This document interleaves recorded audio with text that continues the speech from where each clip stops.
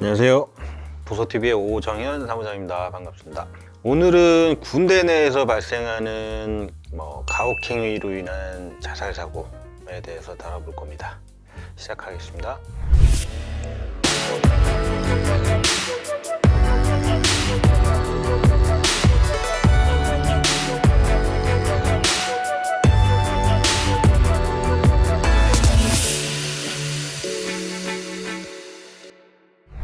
오늘은 군대에서 가혹행위, 즉 선임병들의 괴롭힘, 뒷담 따돌림, 여러 가지 이제 군대에서 이제 일반적이지 않은 상황으로 인해서 쉽게 말해서 요즘 구타가 많이 없어졌다고 하는데, 여러 가지 이제 군대에는 워낙 폐쇄적인 집단이다 보니까 여러 가지 일이 많이 발생하는데, 그러니까 이 사건은 그겁니다. 이제 군대에서 이제 가혹행위를 당했는데 고생을 하다가 우울증 진단까지 받고 치료를 받았는데, 결국에는 참다가 치료까지 받았음에도 불구하고 해결이 되지 않아서 이제 영내에서 이제 자살하는 사고에 대한 판결인데요. 이제 부모님은 이제 군대 가기 전에 보통 보험을 들어놓으니까 자살했으니까 이제 보험금을 청구했어요.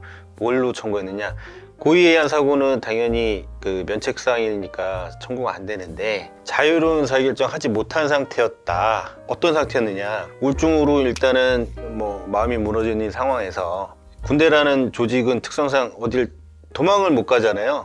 직장생활 같으면은 힘들고 그러면은 그만두면 되는데, 군대는 그만두고 어디 갈 수 있는 데가 없다 보니까 그 해당 기간 동안 무조건 그 군대 내에 있어야 됐다 보니까, 저도 그랬다시피 저도 이제 구타가 좀 심한 부대에서 군생활을 했는데 어디 갈 데가 없잖아요. 그럴 때 이제 내몰리다가 이제 자살하는 사건이에요. 이 사건은 1, 2심에서는 보험사가 승소를 했습니다. 어느 정도의 우울증이 있었다 하더라도 자유로운 의사결정 하지 못한 상태는 아니었다 라고 판단을 한 거예요. 1심, 2심에서는. 그러니까 정상적인 사고를 판단할 정도의 상황이었다. 술을 마시거나 어떤 쉽게 말해서 정신질환이 심각한 상황이 아니었기 때문에 어느 정도 내가 이 행위를 함에 있어서 사망에 이를 거라는 걸 충분한 판단할 수 있는 이성을 갖춘 상태였다라고 봐서 보험사가 승소를 했는데, 대법원 가서 이게 뒤집힌 사건이에요. 포인트는 그겁니다. 군대 특성상 선임병들의 가혹행위를 피할 방법이 없고, 당연히 피할 방법이 없잖아요. 도망갈 수가 없으니까. 도망가면 탈영이니까요. 도망갈 방법도 없고, 이 가혹행위를 수면 위로 드러냈을 때 부대를 보통 전출시켜준다든지, 어떤 이렇게 가해자와 피해자들 간의 분리가 원칙인데 분리 조치를 취하지 않았고, 군대 내에서 해당 우울증 치료받은 그 의무기록을 가지고 진료기록으로 감정을 가본 결과 어떻게 나왔냐면, 망인이 사망 직전까지 극심한 우울과 불안 증상으로 자유로운 의사결정하지 못한 상태로 보인다라고 이제 그 감정 결과가 회신이 된 거예요. 그래서 근데 1, 2심에서는 이제 그런 감정 결과에도 불구하고, 그러니까 일상적으로 있을 수 있는 우울증이었기 때문에 패소를 한 건데, 보험사가 이긴 거죠. 근데 대법원에서는 이 같은 감정 결과를 가지고도 이런 상황이었지만 자유로운 의사결정하지 못한 상태였다. 그러니까 이게 군대 특성이 많이 반영이 됐겠죠. 그러니까 대법원에서 그렇게 해서 이런 판단이 나왔습니다. 근데 다만 저희도 이런 케이스를 한번 소송한 적이 있어요.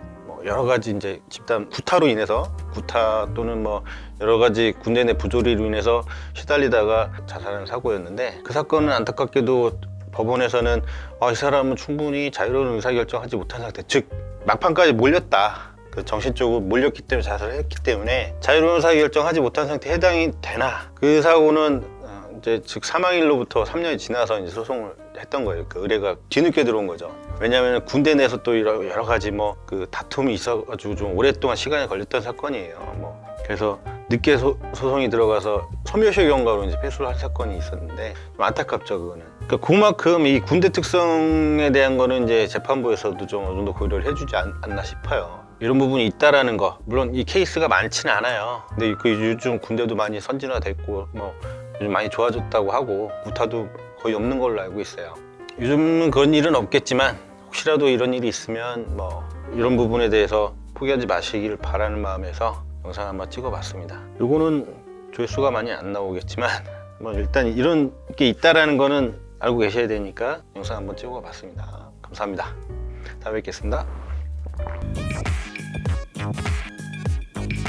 다음화는 대장 쪽에 발생하는 거죠.